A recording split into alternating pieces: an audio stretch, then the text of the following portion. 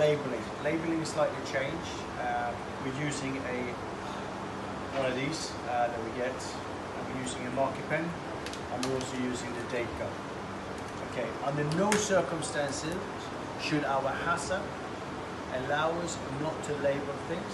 We do slightly different for speed, efficiency, and also accuracy. Okay, so when you're going to put a label on, so these are just poached egg, and same as there. So this is an example of a label that is not correct. The reason is it is written what it is, poached, which is fine, and there's a date when it was completed, but there's no use by date. Everything has to have a use by date. So the way you label things is quite specifically. First of all, we get the tape, we then cut it. So we write poached egg, and that's fine like that. However, we then need to give it a date, because you need to have when it was cooked, as well as you need to have a use by. That has never changed, and it will never change. So if somebody misunderstands you, you're wrong. It needs to have those 2 dates, non-negotiable. Okay. So on this one occasion, we don't need to set it today, which is straightforward. You put a 15. The eggs that we're working with on this occasion, we give it 2 days. So the label should say 15 used by 10.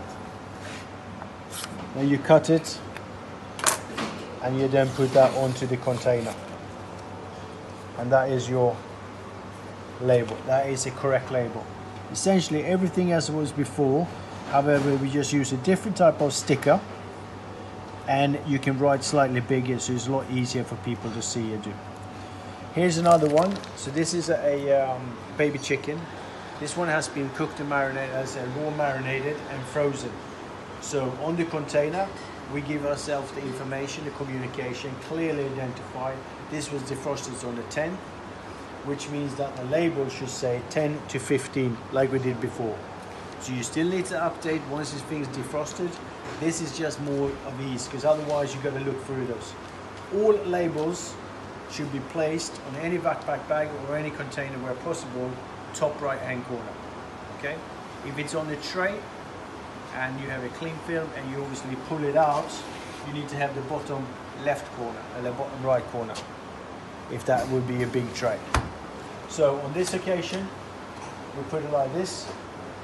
We then on each one, we put defrosted by 10.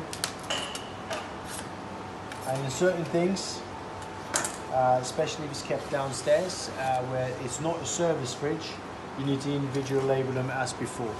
If it's in the service fridge, you can combine them because it's the whole container.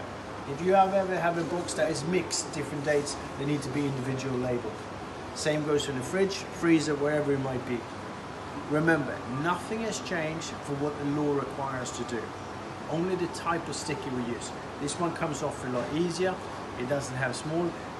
When you put it on the container, it's easy peel and just make space. And especially when the lack of manpower, we can do it a lot easier. Okay, so that is the thing. But please remember, do not come to me or any other management and say you did not know. This is basic food safety level 2, which is imperative you follow. Okay? Any questions, please let me know. Thank you.